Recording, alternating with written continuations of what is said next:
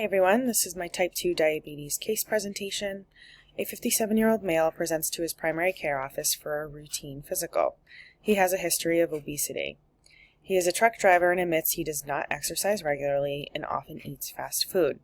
He endorses increased thirst, urination, and fatigue.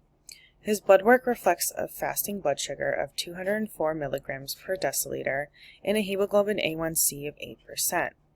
He is diagnosed with type 2 diabetes mellitus, and the patient is counseled on his new diagnosis. He is instructed to partake in 90 to 150 minutes of weekly physical activity and to adopt a diet that is low in fat, carbs, and sugar and is high in fiber to defer the use of diabetic medications and to prevent complications.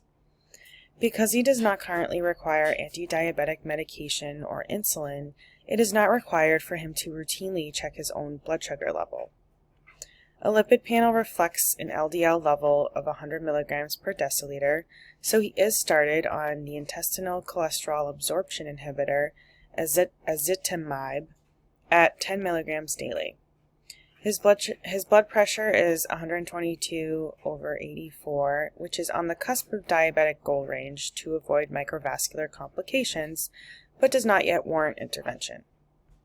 He is advised to return for a repeat hemoglobin A1C and lipid panel in 3 months.